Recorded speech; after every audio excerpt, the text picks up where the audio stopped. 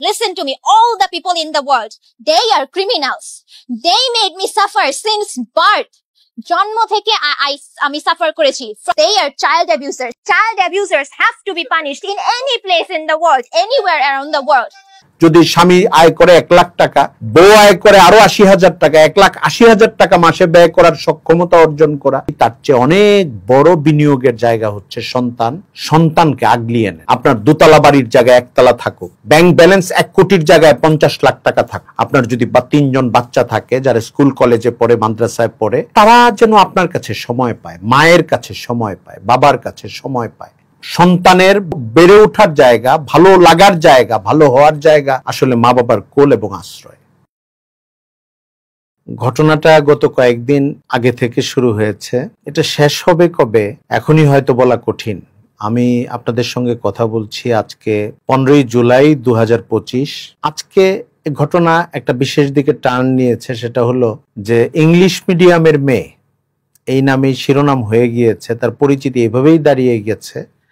আমিও ইচ্ছা করে তার নামটা, যেটা সংবাদ মাধ্যমে এসেছে, উল্লেখ করতে চাচ্ছি না। প্রায় সবাই যারা গণমাধ্যমের খবর দেখেন, সামাজিক মাধ্যম থেকে বিভিন্ন ঘটনাবলী, ইস্যুগুলো দেখেন, তারা জানেন জুন মাসের শেষ দিকে ঢাকায় এক পরিবারের, খুব উচ্চ মধ্যবিত্ত কর্মজীবী পরিবার, এমন পেশাজীবী এমন পরিবার যেখানে স্বামী এবং স্ত্রী উভয়ই বড় চাকুরিতে নিয়োজিত আছেন, তাদের এক মেয়ে মা বাবার বিরুদ্ধে নির্যাতনের মামলা এবং তাদের কাছ থেকে সে কিভাবে রেহাই পেতে পারে এটার জন্য একটা মামলা দায়ের করে, এবং তখন থেকে এটা একটা হইচই নিউজ এবং এটার সঙ্গে হইচই যুক্ত হয়। এটা ছিল জুনের শেষ দিকের ঘটনা। আজকে 15ই জুলাই দিনের বেলার ঘটনা হচ্ছে যে ওই মেয়ের আইনজীবী সাংবাদিকদেরকে জানিয়েছে যে বাবা মা এখন এই মেয়ের কাছে তার দাবির কাছে নথি স্বীকার করে তারা আপোষ করে তার সন্তানকে তাদের কাছে চাচ্ছে। এটা আরো সামনে আগাবে কিনা এটা আমার জানা নেই, কিন্তু এখনো পর্যন্ত যতটুকু ঘটনা ঘটেছে আমরা কয়েকটি বিষয় আলোচনা করতে পারি, ভাবতে পারি। আমাদের সমাজ জীবন, মেয়েদের জীবন, ছেলেদের জীবন, শিক্ষা, ক্যাম্পাস, গার্জিয়ানশিপ, অভিভাবকত্ব, এই জিনিসগুলো আসলে কতটা লাইনের উপরে আছে, ঠিকঠাক ভাবে চলছে। আমাদের সমাজে নৈতিকতা, দিনদারি, এটার বন্ধন অথবা সৌন্দর্য আমরা কতটুকু লালন করছি, অন্ধকারের দিকে পথ চলতে শুরু করেছি। দেখুন, আমার যতটুকু মনে পড়ে, আমার বয়স 50 পার করেছে, আমরা কৈশোর পার করার পর থেকে এরকম কিছু গল্প শুনতাম যে পশ্চিমা দেশগুলোতে প্রাপ্তবয়স্ক হয়ে যাওয়ার পর ছেলে মেয়েরা আলাদা হয়ে যায়, মা বাবার কাছ থেকে সরে যায়, অথবা তাদেরকে শাসন করতে চাইলে তারা মামলা পর্যন্ত করতে পারে। এটা শুনে আমরা খুব অবাক হতাম যে মা বাবার বিরুদ্ধে সন্তানকে শাসন করার কারণে মা বাবার বিরুদ্ধে সন্তান মামলা করবে এবং সেই মামলা আবার নেওয়া হয়, মানে ওইটা একটা কার্যকর জিনিস। খুব বিস্মিত হতাম, অবাক হতাম। এই ইংলিশ মিডিয়ামের মেয়ের এই মামলার ঘটনার পর মনে হয়েছে যে আমরা আসলে ওই জায়গাটায় চলে গেছি সম্ভবত। যদিও বাংলাদেশে এ ধরনের মামলা সম্ভবত এটা প্রথম দিককার মামলা, আরো কোনো মামলা হয়েছে কিনা আমার নজির জানা নেই, কিন্তু এটা এখন অনুমান করি গত বেশ কয়েক বছরের বিভিন্ন নিউজ থেকে যে আমাদের সমাজ কড়া নাড়ছে, পশ্চিমা সমাজের ওই অবক্ষয়ের পরিস্থিতি আমাদের সমাজে এখন কড়া নাড়ছে, বিশেষ করে নগরগুলোতে, শহরগুলো, বিশেষ করে শিক্ষিত পরিবারগুলোতে ব্যাপকভাবে, বিত্তবান পরিবারগুলো, যেখানে মা বাবার সঙ্গে সন্তানদের অনেক দূরত্ব তৈরি হয়। এখানে জেনারেশন গ্যাপ একটা বড় ব্যাপার, যেটা সব সমাজেই আলোচিত হয় বয়সের ব্যবধানের কারণে। কিন্তু এর সঙ্গে আমাদের সমাজে, মুসলিম সংখ্যাগরিষ্ঠ সমাজ, রাষ্ট্রীয়ভাবে ইসলামী আইন এই সমাজে জারি করা নাই, এটা একটা অন্য ইস্যু। কিন্তু মুসলিম প্রধান শুধু না, ব্যাপক সংখ্যাগরিষ্ঠ মুসলিমদের দেশ, এবং এখানে ইসলাম, ইসলামী মূল্যবোধ, জীবনাচারকে বড়ভাবে বিদ্রোহ করে বসবাস করার মতো কোনো ক্ষেত্র বা কালচার গড়ে ওঠে নাই এখনো। সেই সমাজে গত 8-10 বছর যাবৎ আমরা সামাজিক যোগাযোগ মাধ্যম, বিনোদন ব্যবস্থাপনা, আমাদের পারিবারিক ব্যবস্থাপনার বিভিন্ন শৃঙ্খলা শিথিল হয়ে যাওয়া, নারী পুরুষের সম্পর্কে কিছু বিশৃঙ্খলা আসা, এরকম অনেকগুলো ইস্যু, যে কয়েকটা আমি বললাম, তার সঙ্গে আরো বিভিন্ন ইস্যু যেগুলোর কারণে অবক্ষয় নানামাত্রিক, পুরুষ নারীর সম্পর্কের, অভিভাবকদের সঙ্গে সন্তানদের সম্পর্ক, তরুণ তরুণীর সম্পর্ক, শিক্ষা প্রতিষ্ঠানের পরিবেশ কেমন হওয়া উচিত, আমাদের সংস্কৃতি কিংবা বিনোদনের লাইন বা এরিয়া বাউন্ডারি কি হওয়া উচিত, এই জায়গাগুলোর যে প্রশ্নটা, এই প্রশ্নটার দিকে তাকালে মনে হয় যে আমরা মনে হয় সেই অভিশাপ কিংবা অন্ধকারের দরজায় দাঁড়িয়ে আছি, অথবা সেই অভিশাপ এবং অন্ধকার আমাদের সমাজে কড়া নাড়তে শুরু করেছে। এটা একটা অ্যালার্মিং ঘটনা, সতর্কীকরণমূলক, সতর্ক হওয়ার মতো ঘটনা। এরকম পরিস্থিতি সম্ভবত আরো অনেক পরিবারে আছে, যে মা বাবার সঙ্গে নৈতিকতার দিক থেকে লালন পালন, প্রতিপালন, শাসন, অনুশাসন, সন্তানকে একটু শৃঙ্খলার মধ্যে রাখার মা বাবার যে চেষ্টা, অগুছালো চেষ্টা হলেও চেষ্টা, সেই জায়গাগুলোতে ধাক্কা লেগে যাওয়া এবং নিয়ন্ত্রণের বাইরে যাওয়ার যে একটা চেষ্টা, এটা মনে হয় আরো বিভিন্ন পরিবারের গল্প, যেটা মামলা পর্যন্ত এবং নিউজ পর্যন্ত যায় নাই। এটা আমার এই মামলা দেখার পরের অনুভূতি। এটা এই মামলার বা খবরের ভেতরে ঢুকে আমি আরেকটা জিনিস দেখলাম, যেটা আমাদের আলোচনার আজকে দ্বিতীয় বিষয়। সেটা হলো এই মেয়ে যে অভিযোগগুলো করেছে, কিছু অভিযোগ খুব গড় অভিযোগ, যে আমার মা বাবা আমার প্রাপ্তবয়স্ক হয়ে যাওয়ার পরেও তারা নির্যাতন করেছে, তারা আমাকে স্বাধীন মতো চলতে দেয় নাই, ব্যক্তি স্বাধীনতা ক্ষুণ্ণ করেছে। একজন তরুণী যখন বলে, সে 18 ঊর্ধ্ব হোক, 15 ঊর্ধ্ব হোক, তরুণী তরুণ, যে আমাদের ব্যক্তি স্বাধীনতা ক্ষুণ্ণ করছে আমার মা বাবা, স্বাভাবিক হিসাব, খুব ব্যতিক্রম, লাখে একটা দুইটা অন্যরকম কোনো ঘটনা ছাড়া এটা স্বাভাবিক হিসাব হলো মা বাবা হয়তো নৈতিকভাবে এবং জীবনযাপনগতভাবে যে নিয়ন্ত্রণটা আরোপ করতে চায় একটা উশৃঙ্খল সন্তানের উপর, এ ধরনের কোনো কিছুই করতে চেয়েছে। এটাকেই বিভিন্ন শিরোনামে এখানে ব্যক্ত করা হয়েছে। কিন্তু এর চেয়ে আলোচনাযোগ্য যে বিষয়টা, সেটা হলো মেয়ের অভিযোগে এটা আছে, মামলার বর্ণনায় আছে, নিউজে এসেছে। বাবা চাকরি করেন একটা বড় প্রতিষ্ঠানে, মা চাকরি করেন একটা বড় প্রতিষ্ঠানে, এই মেয়ের, এবং তারা উচ্চ শিক্ষিত, তাদের চাকরির পোস্ট পদবি বড়। তো এখানে লালন পালন, প্রতিপালন, পরিবার, নারীর কর্মসংস্থান এবং সন্তানের দিকে খেয়াল রাখা, এই যে একটা চতুর্মুখী চিন্তার বিষয়, মানে এখানে নারীর ক্ষমতায়নের প্রশ্ন নিয়ে একদল মানুষ ব্যস্ত, নারীর অধিকার নিয়ে ব্যস্ত, নারী কত উঁচু পদে যেতে পারে এটা নিয়ে ব্যস্ত, আবার কর্মসংস্থানের জায়গায় নারী পুরুষ উভয়ের কাজ হওয়া উচিত, পরিবার এখন নারী পুরুষ সবারই কাজে বাইরের জগতে বিচরণ করা উচিত, এটা নিয়েও একটা তর্ক এবং ন্যারেটিভ, আলোচনা এবং উচ্চকিত দাবি আভিজাত্যের দিকে অগ্রসর করার জন্য সমাজকে, এটাও সমাজে চালু আছে। আবার ওই সমাজে এই মেয়েটাও একটা ভালো প্রতিষ্ঠানে পড়তো বা পড়ে, কিন্তু ইংলিশ মিডিয়ামের একজন ছাত্রী, এখন সে তার মা বাবার কাছ থেকে মুক্তি চাচ্ছে। আজকে যখন আপনাদের সঙ্গে কথা বলছি, 1 মাস পুরো হয় নাই, মা বাবা আত্মসমর্পণ করেছে এবং মেয়েকে তার ঘরে আবার ফেরত নিতে চেয়েছে, মেয়ের শর্ত মেনে, যে আমরা তাকে নিয়ন্ত্রণ ওইভাবে করব না যেটা সে জুলুম মনে করে, নির্যাতন মনে করে, অ্যাবিউজ করা মনে করে, এটা আমরা করব না, তবুও মেয়েটাকে আমরা আমাদের কাছে চাই।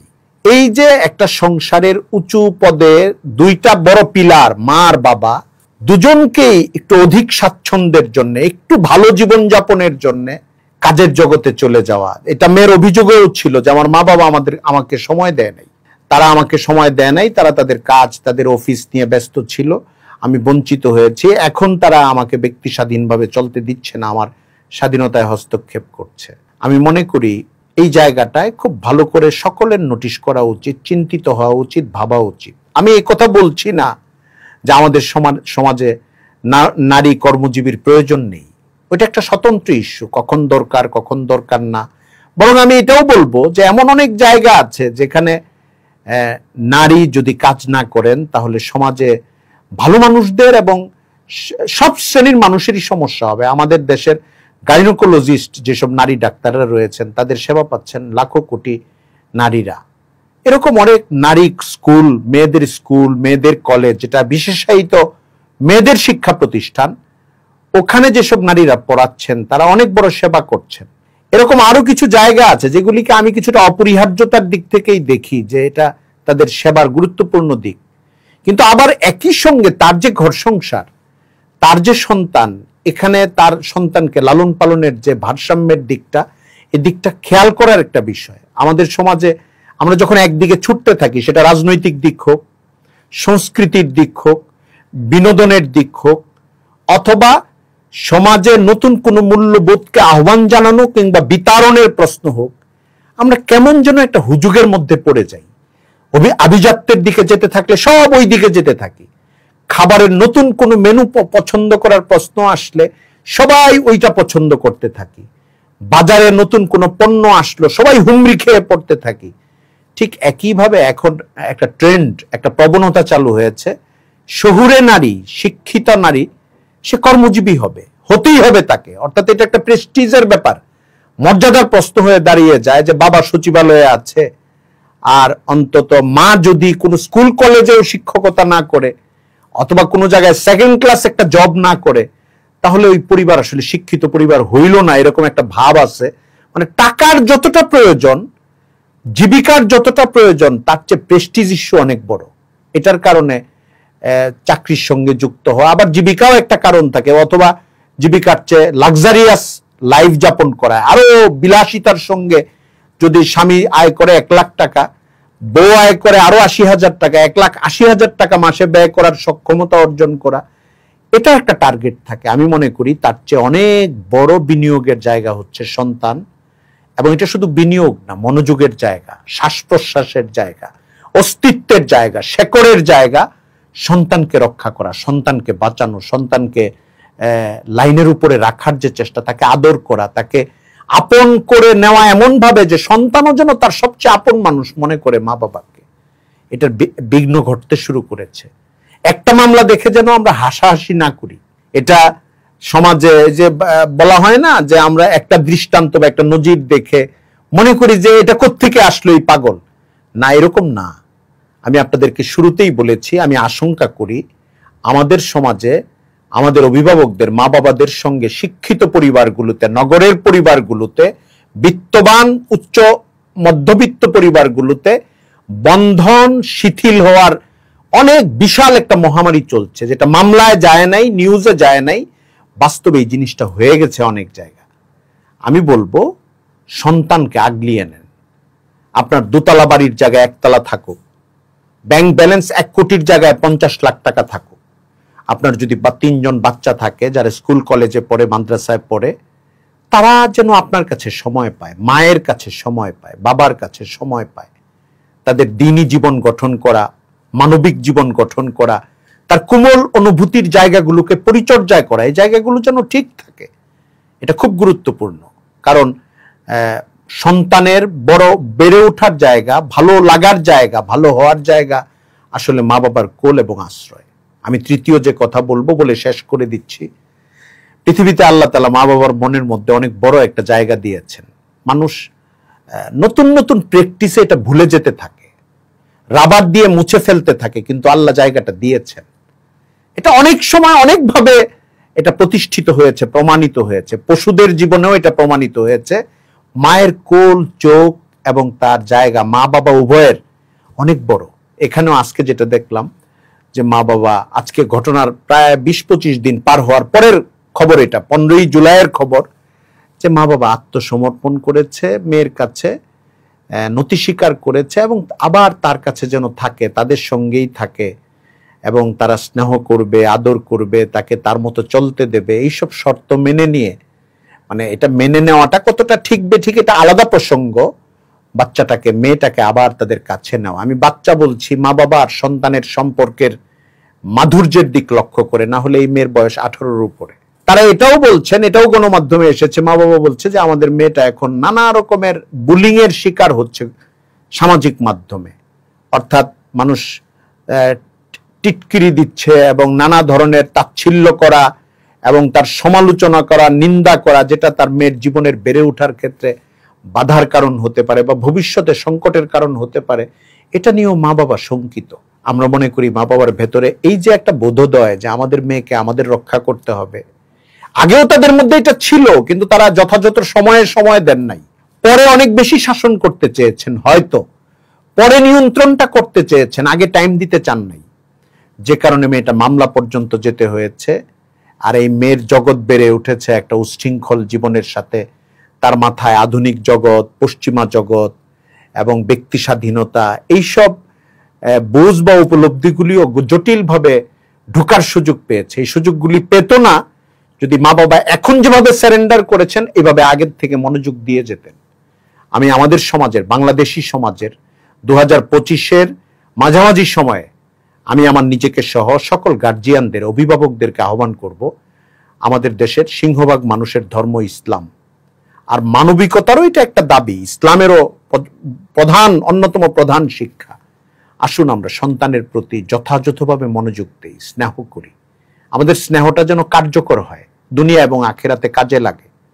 সন্তানরা যেন আমাদের কাছ থেকে ভালোবাসাটা পায়, ভালোবাসা দিতে শেখে, মায়া মহাব্বতে বড় হয়, এবং আমাদের অবদানটা তাদের উপরে প্রত্যক্ষ অপ্রত্যক্ষভাবে এতটা বেশি থাকে, সেও যেন তার প্রথম আশ্রয়, প্রথম কোল, প্রথম নিরাপদ জায়গা হিসাবে মা বাবার জায়গাটাকেই মনে করে। আমরা এরকম মামলার ঘটনা আর দেখতে চাই না। ইংলিশ মিডিয়ামের মেয়ে তার মা বাবার বিরুদ্ধে মুক্তি পাওয়ার জন্য, জুলুম থেকে মুক্তি পাওয়ার জন্য মামলা করবে, এমন ঘটনা দেখতে চাই না। বা এর কাছাকাছি অন্ধকার বা অভিশাপ আমাদের গোটা নগর জীবনকে, শিক্ষিত সমাজকে, উচ্চবিত্ত, উচ্চ মধ্যবিত্ত অথবা আরো নিচে আর্থিক দিক থেকে ব্যাপকভাবে মহামারীর মতো এরকম একটা দূরত্বের সম্পর্ক ছড়িয়ে পড়ুক, উশৃঙ্খলতা, অনৈতিকতার একটা বন্ধনহীনতার মধ্যে সবাই নতুন প্রজন্ম চলে যাক, এটা আমরা আশা করতে পারি না। এক্ষেত্রে গার্জিয়ানদের দায়িত্বটাই বড়।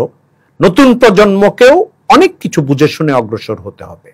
আজকে হয়তো আমি মুক্ত হয়ে যাব মা বাবার বন্ধন থেকে, কিন্তু মা বাবা বলেই অনেক নিচে নেমে হলেও আমাকে আবার ঘরে তুলে নিতে চাচ্ছেন। এই অবস্থাটা আমার জন্য সবসময় খোলা থাকবে না, এটা যেন আমরা বুঝার চেষ্টা করি। আল্লাহ তাআলা আমাদেরকে ভালো মানুষ হওয়ার, মুমিন হওয়ার, সযত্ন পরিচর্যার ভেতর দিয়ে আমাদের নতুন প্রজন্মকে লালন পালন করার তৌফিক দান করুন, এবং আমাদের নতুন প্রজন্মকে নেক, সালেহ, সৎ, মুসলিম, মুখলিস উম্মাহ হিসাবে গড়ে ওঠার তৌফিক দান করুন। ওয়া আখিরু দাওয়ানা আনিল হামদুলিল্লাহি রাব্বিল আলামিন।